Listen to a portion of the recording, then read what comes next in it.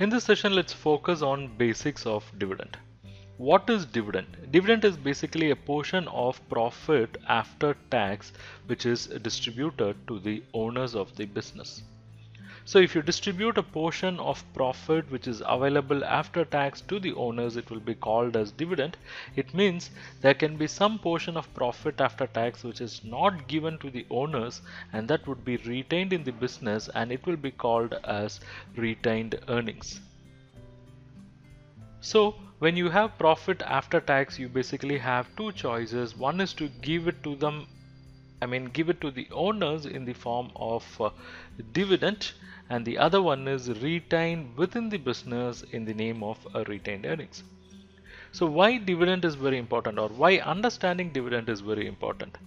See, dividend is basically an important aspect of the corporate financial policy of the business, because by declaring the dividend or by not declaring the dividend, you are taking the major corporate financial decision. How?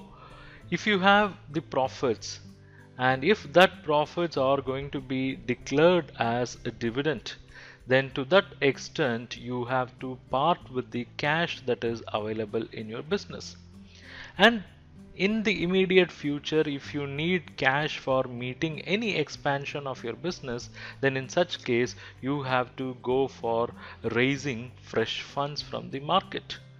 And when you raise fresh funds from the market, it will not come free. Number one, it will have an issue cost, and it will also carry higher expectations. So the return expectation will also be more.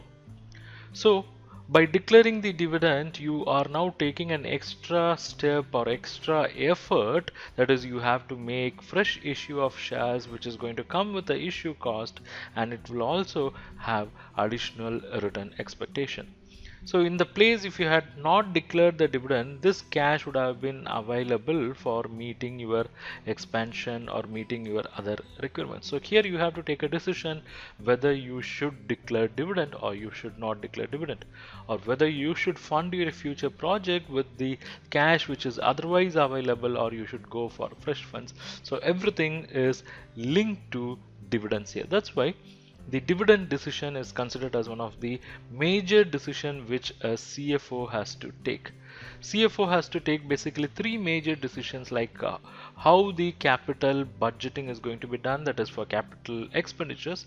Then he should take major decision for capital structuring, and the other major decision which he takes is dividend decision, whether to declare the dividend or not to declare the dividend, and if you want to declare the dividend, then how much you should declare, how much you should retain, and so on.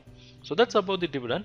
Let me give you certain basic terms associated with dividend. We know that dividend is nothing but the portion of the profit after tax which are paid to the owners of the business. But what we have to understand is that dividend can be paid in quarterly intervals, they can also be paid in half-yearly intervals, it can also be paid annually.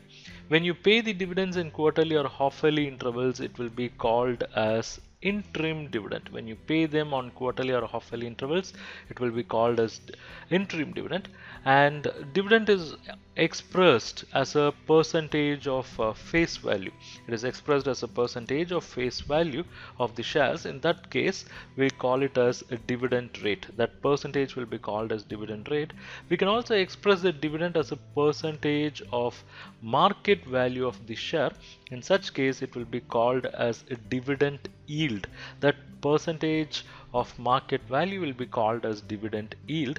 And dividend is basically paid out of the earnings, which is profit after tax, right? It is paid on the earnings.